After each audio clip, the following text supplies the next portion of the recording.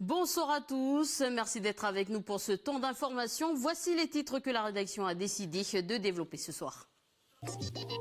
Fabriquer de l'eau potable avec de l'eau sale, manger des œufs frais et des produits variés à proximité ou encore se déplacer autrement, des solutions innovantes qui font écho à la journée de transition urbaine organisée ce samedi à Nouméa. Pour en parler, Rémi Gazeux, président de Maleva, il est l'invité de notre journal. Réagir en cas d'urgence pour les malentendants et savoir communiquer avec la langue des signes pour les pompiers, c'est le but de la formation organisée par l'école des malentendants de la province Nord. Une journée riche et réussie à découvrir dans ce journal. Suite de notre feuilleton consacré aux tirailleurs kanak, la mémoire de Kalepo Wabet a été honorée à Paris sous l'Arc de Triomphe ce matin pour nous. Le guerrier sera de retour au pays demain et inhumé ce samedi à Tiga. Mais avant de développer ces titres, 6 jours après le comité des signataires, ce matin durant leur point presse, le Soing Nickel s'est dit inquiet qu'il n'y ait toujours pas de stratégie nickel au pays. Écoutons Pierre Touiteala, secrétaire général du Soing Nickel, au micro de Falay Wedjou. Cette mission-là, il l'a rappelé au comité des signataires, du 12e comité des signataires, ça aboutit à quoi? Aujourd'hui, à part l'étude qui a été faite par Anne Dituel, aujourd'hui, ils n'ont toujours pas mis en concret ce qui a été fait par Madame Dituel. Nous sommes quand même au 16e comité des signataires et il n'y a toujours rien sur la stratégie nickel. Et nous, on est inquiets en tout cas. Nous, on demande d'être associés par rapport à la partie sociale. On ne voit pas comment demain on pourrait avoir une stratégie nickel sans convention collective aujourd'hui. Aujourd'hui, nous n'avons pas de convention collective dans le secteur du nickel. Et ça date depuis des années. Et c'est une demande de nos anciens, de nos responsables syndicaux de l'époque, qui a toujours été rejetée parce qu'à l'époque, il faut savoir qu'il n'y avait qu'une seule usine. Aujourd'hui, on ne peut plus parler d'une seule usine, on en a 3. Pourquoi pas mettre en place une diplomatie, un conseiller pour justement orienter nos responsables politiques. Et quand on dit diplomatie, c'est pour rappeler que nous avons nos voisins ici dans le Pacifique. Je parle notamment de l'Indonésie, des Philippines, qui aujourd'hui, on ne peut pas les rivaliser. À l'Assemblée de province Nord, le budget primitif 2018 n'a pas encore été voté. Déjà des difficultés financières s'annoncent. Les précisions de Yannick Slamet, premier vice-président de la province Nord. La fiscalité, l'assiette fiscale, les dotations sont en nette diminution, les recettes fiscales sont en nette diminution. Et comme la province Nord et comme toutes les provinces dépendent des dotations de la Nouvelle-Calédonie, naturellement, ce qui se passe au niveau du budget de la Nouvelle-Calédonie, il y a une répercussion sur le budget de la province Nord. Ça, c'est la première chose. La deuxième chose, c'est que sur un budget de fonctionnement aujourd'hui de 25 milliards, d'entre 25 et 26 milliards pour la province Nord, il y a environ 11 milliards qui sont de dépenses qui sont assumées par la province Nord, mais qui relèvent de la compétence de la Nouvelle-Calédonie. Donc naturellement, on ne va pas demander au jour d'aujourd'hui à la Nouvelle-Calédonie de but en blanc de dire prenez la compétence, mais en tous les cas, je pense qu'à un moment donné, il faudra que tous on s'y retrouve et que chacun reprenne ses responsabilités pour éviter ce genre de difficultés que l'on a, nous, les provinces. Voilà des propos recueillis par Vanessa Kédé. Comment ne pas gaspiller l'eau, trouver de nouvelles manières de se nourrir, se loger, se déplacer. Ces problématiques seront abordées durant la journée de la transition urbaine au parc de Rivière-Salée ce samedi. Pour en parler, Rémi Gazeux, président de l'association Maleva. Bonsoir. Bonsoir Elise. Alors pourquoi le terme transition ? Transition, parce que le monde est en transition. Parce que le monde est en transition, tout le monde voit bien que là où nous allons, on va nulle part. Donc aujourd'hui, il est plus temps, je veux dire, de se poser des questions et de méditer sur ce sujet, mais il est bien question d'agir et surtout de réagir et d'interagir. D'accord. Alors, je vous propose de regarder ce sujet, les habitants de Yandé, un îlot qui se trouve dans la commune de Poum, à 1 heure, donc en bateau de la Grande Terre. Les habitants affirment aujourd'hui leur volonté d'autosuffisance alimentaire en apprenant à fabriquer des poulaillers avec le centre de formation professionnelle et de promotion agricole Nord. Une formation suivie par notre journaliste de l'extrême Nord, Natacha Ogui. Si, parce que c'est pas plat ton truc. fait un plat. Ces jeunes sont en train de construire un poulailler. Océa, l'une des figures de l'île, a fait appel à Jean, formateur au centre de formation professionnelle et de promotion agricole Nord, pour venir ici à Yaoundé former les jeunes à l'aviculture, c'est-à-dire à l'élevage de volailles. Mais l'idée principale, c'est l'autosuffisance et permettre aux jeunes d'avoir des mini-projets comme ça pour qu'ils puissent rester sur place et avoir tout ce dont ils ont besoin sur place, quoi. Mais derrière ça, il y a l'idée de l'autosuffisance, de l'autoconsommation. Mener des projets sans que les habitants de l'îlot ne dépensent, voici l'un des objectifs du CFPPA. Le plus important, c'est que les gens puissent monter leur poulailler, puissent prendre en main leur outil de production avec les éléments qui sont présents dans leur environnement. Précisément, en fait, pour cette formation, nous n'avons amené que de la visserie de qualité, c'est-à-dire qu'on a ramené de la grande terre. Après, tous les autres matériaux se sont trouvés sur place. Donc c'est les poteaux, c'est les bambous, c'est les palettes, c'est les chutes de tôle. Et avec ça, nous avons décidé en commun, on va dire, d'un plan à faire pour le poulailler en fonction de leur objectif. Là, par exemple, on est sur un poulailler qui est surélevé pour en fait régler le problème vis-à-vis des chiens. On arrive à créer un poulailler pour une somme comprise entre 3 et 4 000 francs. Cette formation construction de poulailler fait partie d'un programme nommé Autonomie alimentaire. Ce dernier prend tout son sens ici sur Yaoundé. En effet, cet îlot se trouve à plus d'1 heure de bateau du village de Poum. Ce dispositif permettra donc à sa population de diversifier son alimentation. Je suis contente parce que c'est pour... comme ça, je n'ai pas besoin d'acheter des poulets au magasin et avoir des œufs sur place. Parce qu'ici, voilà, nous on mange que du poisson. C'est surtout là le poulet, on va acheter à Poum, les œufs. On peut faire pour nous-mêmes des poulaillers là où la tribu. Nous tous, on aura chacun après. Bon, comme ça, on n'a point que. Voilà. Nous, les poulaillers, nous, on a l'habitude de laisser eux en liberté aussi. On ne laisse pas eux dans les poulaillers. Le poulailler de Diana est donc le premier poulailler construit sur l'île. Maintenant, c'est au tour des 7 autres foyers de construire leur propre poulailler et d'attendre de récolter leurs premiers œufs. Alors, l'autosuffisance à Yaoundé, une réaction par rapport à ce reportage? C'est très intéressant. Hein. Je pense qu'on devrait construire effectivement un peu plus de poulaillers, mais pas que. Donc l'autosuffisance alimentaire est effectivement, je veux dire, essentielle dans une île où jusqu'à présent on se nourrit à 85% d'alimentation qui provient de l'extérieur, donc qui est importée, et alors qu'on a tout un potentiel ici donc à développer dans tous les domaines, et c'est ce qu'on va démontrer dans la journée de samedi. Alors vous le dites, c'est très intéressant, manger des œufs frais à proximité, donc c'est merveilleux. Pourtant, c'est une idée pas partagée par tous les intervenants que vous allez inviter ce samedi, par exemple cette conférence sur le véganisme, ce qui veut dire, je le rappelle à nos téléspectateurs, des personnes qui excluent de son alimentation tout produit d'origine animale comme les œufs. Alors, dans quelle transition prenez-vous personnellement ? Moi, personnellement, je ne suis pas végane. Hein. Il m'arrive de manger de la viande, mais je comprends tout Pourtant, à fait. vous allez en parler ce week-end. Oui, et moi, pas personnellement. Je veux dire, il y a des gens qui sont spécialisés dans le domaine et qui ont de bonnes connaissances et qui seront en mesure de les partager. Donc, mais de ce que je sais aujourd'hui, c'est que ceux qui se revendiquent véganes aujourd'hui ne sont pas des vilains, je vais dire, bobos. Sont des gens qui, d'une part, ont pris conscience de pas mal de choses au niveau donc de l'environnement, mais aussi de la relation donc de l'être humain avec les autres êtres vivants, donc animaux. Et donc il y a tout un côté aussi philosophique qui rentre en jeu et un plus grand respect de tout ce qui est vivant sur Terre, qui est à prendre en compte. Alors un sujet qui va peut-être vous intéresser, le Life Saver est une machine révolutionnaire parce qu'elle transforme l'eau sale en eau potable. D'ailleurs, vous allez présenter au public ce samedi. Alors comment fonctionne le Life Saver? Curieuse, Lindsay Wamo s'est rendue à la fois pour en savoir plus.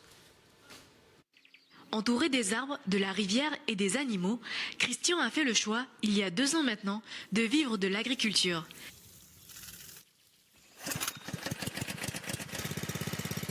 Grâce à cette motopompe, il arrose son jardin sans problème. Mais cette eau, il ne peut bien évidemment pas la consommer. Ici, pas d'eau courante, mais juste ce petit vide en bleu. Il suffit juste de remplir le fût en fonction de sa capacité, là c'est 20 litres. Le filtre il se trouve à l'intérieur, donc c'est ces robinets qu'on va changer quand on en a besoin. Et l'autre côté, ça c'est une pompe. Donc voilà, on donne quelques coups comme ça. Et après on ouvre le robinet et on a de l'eau potable. Un investissement économique, mais pas seulement. Ce qui est bien avec le Lifesaver aussi, là, donc il y a le système de filtre, il filtre simplement les virus et les bactéries, mais il laisse tous les minéraux qu'il y a dans l'eau, qui sont contenus dans l'eau, ils restent. Donc en fin de compte, c'est une eau de qualité qui sort à la sortie du robinet. Voilà. Maintenant qu'on a parlé du Lifesaver, je pense que maintenant il faut goûter. Donc santé. Pour obtenir ce petit bijou, Christian a dépensé 60 000 francs CFP. Alors, une réaction, Rémi Gazeux? Superbe. Je veux dire que on va de plus en plus, on se rend compte qu'on est en période de sécheresse et que ce n'est qu'un début, qu'on aura de moins en moins d'eau potable et qu'il est grand temps, je veux dire, de prendre un grand soin de cette eau. Récupération des eaux, il y aurait énormément de choses à le dire, malheureusement je n'aurai pas le temps, mais je dirais que au-delà de Lifesaver qui fait un travail intéressant, c'est pour des familles, on est sur une grande île, enfin la Grande Terre, qui fait 400 km de long, je veux dire, avec une terre centrale, une chaîne, et qu'on a en permaculture, c'est un des sujets, je veux dire, que nous développons au sein de Maleva, des options, des solutions qui sont déjà appliquées en Nouvelle-Calédonie et qui permettraient d'une part de reverdir ce que nous avons fait de cette terre, c'est-à-dire un quasi-désert, entre raser, je veux dire, les cimes pour des mines, entre la déforestation, entre l'élevage intensif, entre tous les feux, donc tous ces dégâts-là, je veux dire nécessairement, donc il y a une incidence sur l'eau. Ce sera le coup de cœur que vous allez, l'un des rendez-vous que vous allez présenter. Alors écoutez, je vais être très clair avec vous, Élise, demain il y aura plus de 53 personnes et groupes de personnes qui vont proposer des choses extrêmement différentes et extrêmement intéressantes pour tous les Calédoniens. Il y aura plus de 40 ateliers vivants, participatifs, gratuits, offerts aux Calédoniens où tout le monde pourra s'essayer à un tas de choses, je veux dire, alternatives qui existent, qui sont appliquées en Calédonie.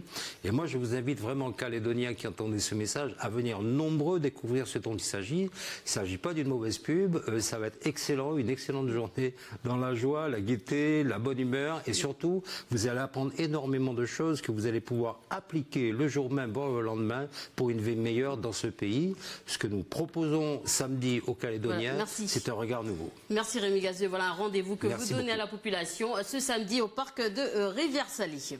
Direction le Mont Cataloupaïque, près de la tribu de Bopop à Koné, un lieu sans voie d'accès. Nos journalistes de Wéari, Cédric Thier et Antoine Rey sont accompagnés. Les scientifiques du programme Planète Revisitée. Le but, rechercher de nouvelles espèces animales. Je vous propose un extrait de l'émission Wéari qui sera diffusée ce samedi à 19h.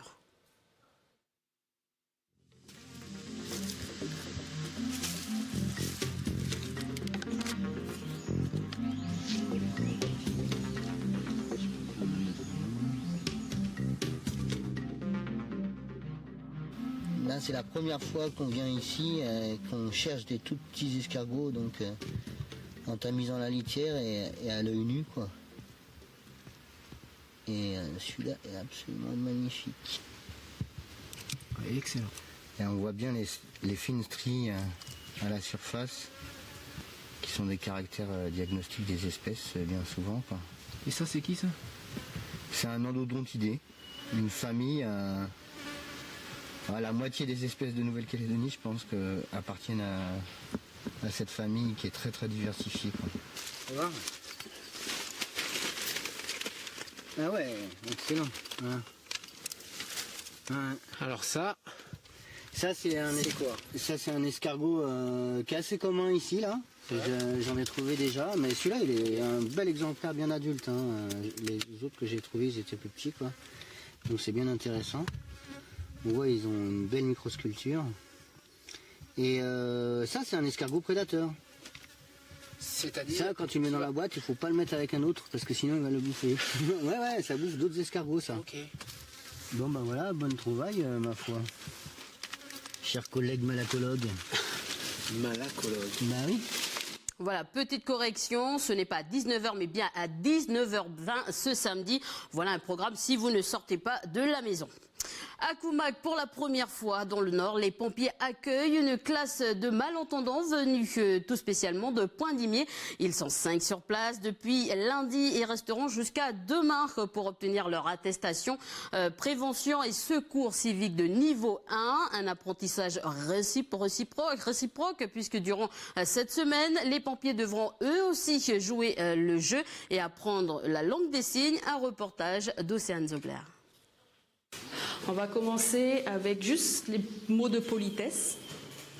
Et ensuite, on va direct aller sur les mots pour les secours. Bonjour ici et bonjour là.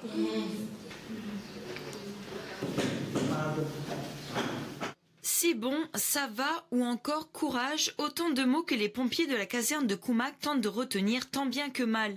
Kevin, qui travaille avec ces jeunes malentendants depuis le début de la semaine, nous fait une petite démonstration. C'est très imagé. Le médecin, premier secours, la fumée, certains termes génériques qui reviennent souvent. Dès qu'on les apprend, je suis plus obligé de faire appel aussitôt pour le moindre mot à la maîtresse, quoi. Passons maintenant aux choses sérieuses. Les jeunes vont apprendre le massage cardiaque et les bons gestes à avoir face à une personne inconsciente. Ici, tout le monde veut apprendre. Il dort ou il est inconscient? Comment on sait? Non, on fait en premier.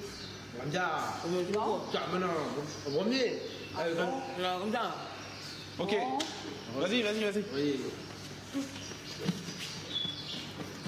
Le fait qu'on s'intéresse à eux, à la langue des signes, qu'on essaye de communiquer avec eux, que ce soit pas forcément en signes. Avec Kevin, les premiers jours, il n'y avait pas forcément les signes, c'était par du mimétisme, par des pointages.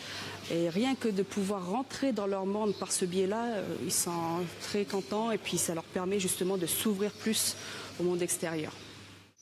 Est-ce que tu as besoin de quelque chose? Vous avez besoin de quelque chose? Pour arriver, j'ai besoin que vous arriviez, s'il vous plaît, avec le défibrillateur. D'accord. Toi, en tant que médecin, tu réponds, il y a quelqu'un qui va vous en amener un. Pour toi, c'est important d'échanger avec les pompiers. C'est incroyable quand même qu'eux, ils apprennent aussi ta langue. Ah oui, je suis très contente de pouvoir les rencontrer. C'est la première fois pour signe qu'on va leur apprendre plein de choses. Et puis moi, je suis là pour interpréter. On regarde, on apprend, puis c'est beaucoup plus clair. Donc si jamais un jour tu as à faire un accident, tu sauras les premiers gestes? Je vais voir, je vais essayer.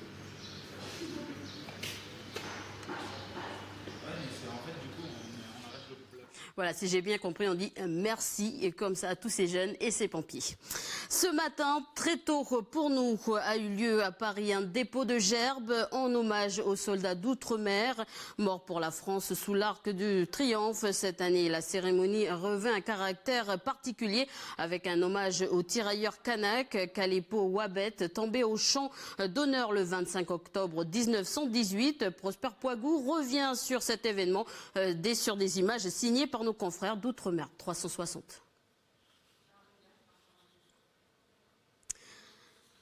Voilà donc un problème technique. Nous revenons sur ce sujet le long de cette édition. Il s'entraîne au pays pour relever un défi, celui de traverser la vallée de la mort en Californie l'an prochain, soit 270 km à parcourir. Le sergent Vincent Dorival, athlète handisport s'entraîne dans la commune de Pointe-Boute. Pourquoi le Caillou? Parce que la chaleur est presque similaire à la Californie, un État qui fait partie des plus chauds au monde. Un reportage d'Océane Zobler et Mathieu Le Barbier. Là, en fait, c'est une photo de la Death Valley que j'ai prise la toute première fois que j'y suis allé, il y a 10 ans. Et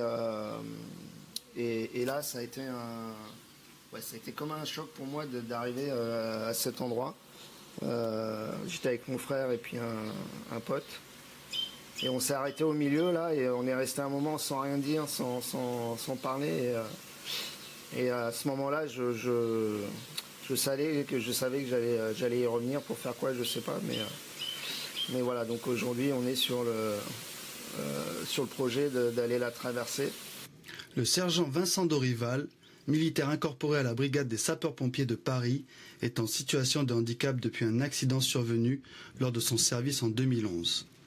Après un constat alarmant, celui du manque de poches de sang, il décide de se lancer un défi, celui de traverser la vallée de la mort en Californie, soit 270 km prévus en juin 2018. Son objectif est de promouvoir les dons du sang pour les militaires.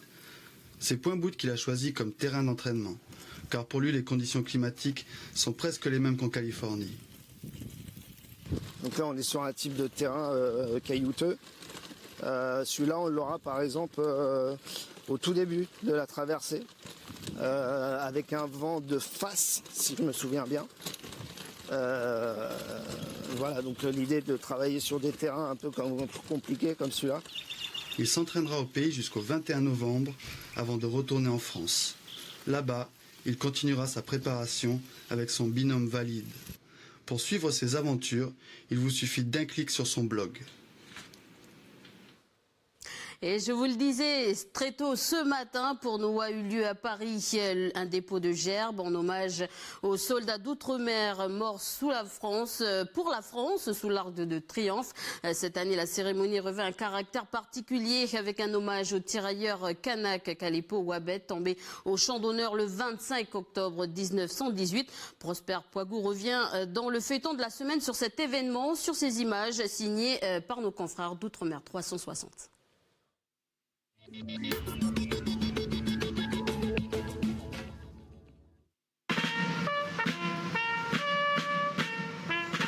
La cérémonie s'est déroulée en présence d'Annick Girardin, ministre des Outre-mer, d'élus calédoniens, polynésiens et wallisiens. D'autres personnalités étaient présentes, comme l'ancienne ministre des Outre-mer, Georges Paul Langevin, ainsi qu'un représentant de l'ambassade de Nouvelle-Zélande en France et de l'équipe de rugby des All Blacks. Pour Kalepo Wabet et tous les soldats ultramarins morts pour la France lors de la Première Guerre mondiale, la flamme du soldat inconnu a été ravivée.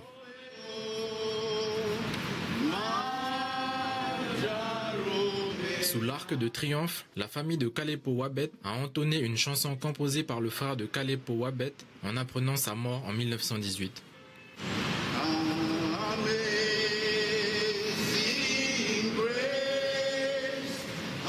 Autre chant mais moins local cette fois, la célèbre chanson Amazing Grace. Fréquemment écoutée et chantée dans les cérémonies funéraires, ce cantique est la symbolique de l'espoir qui persiste en dépit des épreuves. Comme un symbole pour toute la famille du tirailleur kanak qui a persévéré dans ses démarches pour rapatrier le corps de son ancêtre.